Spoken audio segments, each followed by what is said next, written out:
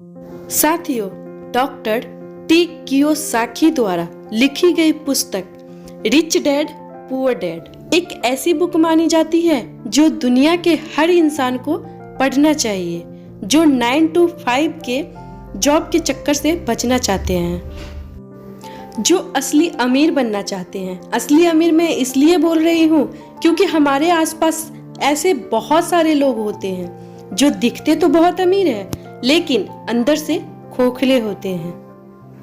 और ये सब कुछ आपको बुक में और आगे समझ में आएगा कि आप उन लोगों से कितने अच्छे हो जो खुद को अमीर दिखाते हैं लेकिन वास्तव में होते नहीं हैं। रिच डैड पुअर डैड एक ऐसी बुक है जिसके बारे में कई सक्सेसफुल लोगों ने बताया है। से लगभग 19 साल पहले एक बुक पढ़ी थी। उस बुक का नाम है रिच डैड पुअर डैड। ये बहुत फेमस बुक है रिच डैड पुअर डैड, अगर आपने पढ़ी। और उस रिच डैड पुअर डैड की आप बात कर रहे हैं? Sorry, rich dad poor dad. ये बुक मैंने 1999 या 2000 में पढ़ी थी। बहुत वह देखना जो दूसरे नहीं देख पाते। जब वे अपने पिकअप ट्रक में चढ़ रहे तो उन्होंने कहा, काम चालू रखो बच्चों, पर जितनी जल्दी तुम तनख्वाह की जरूरत को भूल जाओगे तुम्हारी आगे की जिंदगी उतनी ही आसान हो जाएगी। अपने दिमाग का इस्तेमाल करो, मुफ्त में काम करो और जल्दी ही तुम्हारा दिमाग तुम्हें पैसे कमाने के दूसरे तरीके बता देगा। उन तरीकों से तुम इस नौकरी से ज्यादा पैसा कमा लोगे। तुम ऐसा चीजें देख पाओगे जो दूसरे लोग कभी नहीं देख पाते। मौके उनके नाक के नीचे होती है, फिर भी ज्यादातर लोग इस मौकों को कभी नहीं देख पाते। इसका कारण यह है कि वे पैसे और सुरक्षा ढूंढते रहते हैं, इसलिए उन्हें यही मिलते हैं। जिस वक्त तुम एक मौका भांपने में कामयाब हो जाओगे उसके बाद तुम जिंदगी भर मौका भाप सकते हो। जिस वक्त तुम ऐसा कर लोगे मैं तुम लोगों को कुछ और बातें बताऊंगा। इस बात को ध्यान से समझ लो ताकि तुम जिंदगी के सबसे बड़े जाल से बच सको। वह टार बेबी तुम्हें कभी कभी नहीं छू पाएगी। माइक और मैंने स्टोर से अपनी चीजें उठाई और मिसेज मार्टिन से गुड बाय कहा। वह वापस पार्क गई, उसी पिकअप बेंच पर बैठे और वहां घंटों तक सोचते रहे और बातें करते रहे। हमने अगला सप्ताह स्कूल में सोचते हुए और इसी बारे में बातें करते हुए बिताया। 2 सप्ताह तक हम लोग सोचते रहे, बातें करते रहे और मुफ्त में काम करते रहे।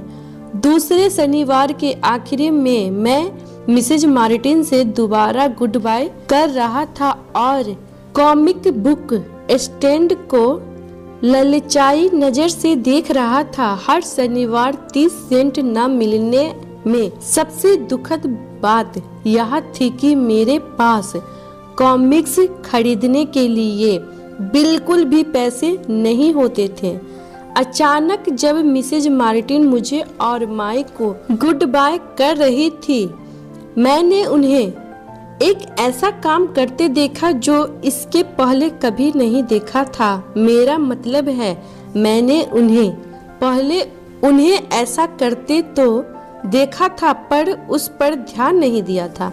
मिसेज मार्टिन ने कॉमिक्स के पहले पेज को आधे में काटा और उसे संभाल कर अपने पास रख लिया। बाकी की पुस्तक को उन्होंने एक बड़े से भूरे कार्टून के बक्से में डाल दिया। जब मैंने उनसे पूछा कि वे इस कॉमिक्स का क्या करती हैं, तो उन्होंने कहा, मैं उन्हें फेंक देती हूँ। जब वह नई कॉमिक्स लाता है तो मैं ऊपर के आधे कवर को क्रेडिट के लिए कॉमिक बुक डिस्ट्रीब्यूटर को दे देती हूँ।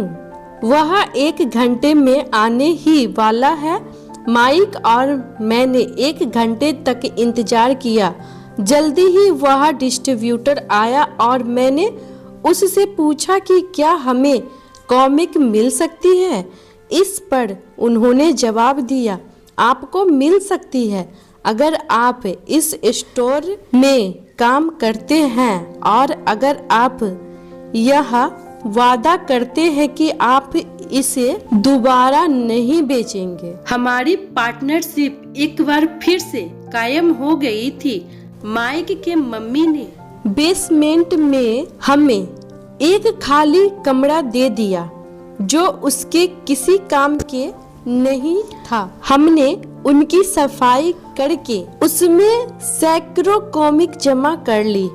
जल्दी ही हमारी कॉमिक लाइब्रेरी जनता के लिए खोल दी गई। माइक की छोटी बहन को पढ़ने का बहुत शौक था, इसलिए हमने उसे अपना लाइब्रेरियन बना लिया। लाइब्रेरी में आने और कॉमिक पढ़ने के लिए वह हर बच्चे से 10 सेंट लेती थी। स्कूल खत्म होने के बाद हर दोपहर 2:30 बजे से 4:30 बजे तक लाइब्रेरी खुलती थी।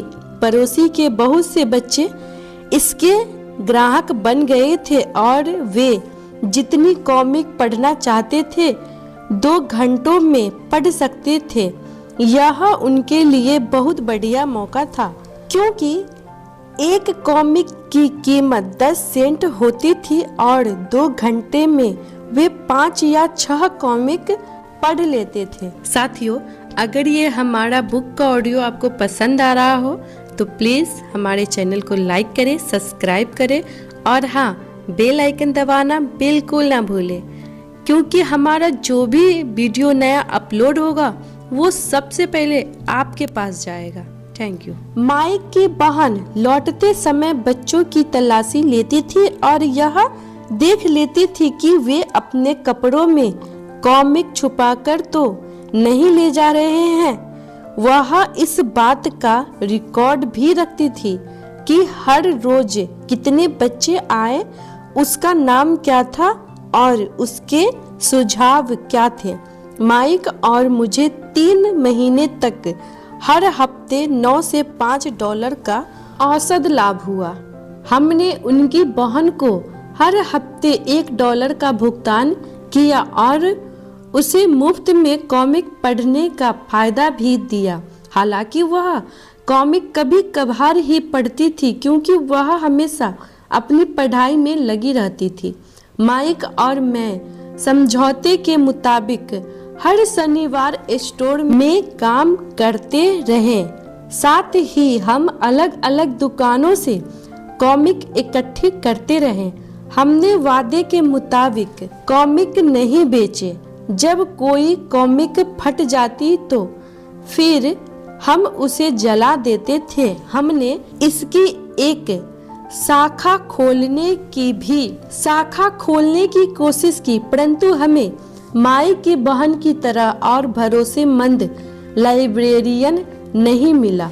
बहुत कम उम्र में ही हमने यह जान लिया था कि अच्छे स्टाफ को खोजना कितना मुश्किल होता है। लाइब्रेरी खुलने के लिए 3 महीने बाद हमारी लाइब्रेरी में एक समस्या आ गई। दूसरे मोहल्ले के कुछ गुंडे अंदर घुस गए और उन्होंने झगड़ा शुरू कर दिया।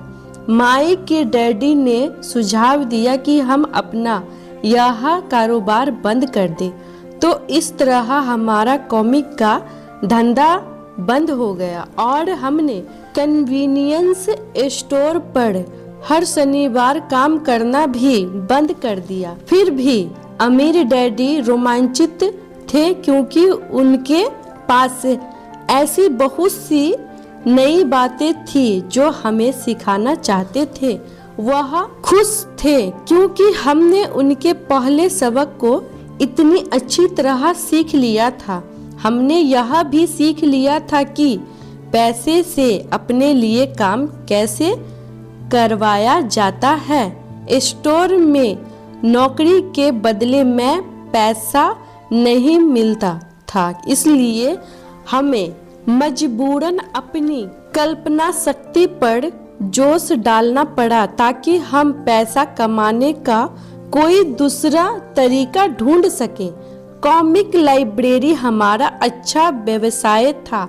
हमारा धन हमारे काबू में, हमारे व्यापार से हमें तब भी पैसा मिलता था जब हम वहाँ स्वयं मौजूद नहीं होते थे। उस समय हम पैसे के लिए काम नहीं करते थे, बल्कि हमारा पैसा हमारे लिए काम करता था।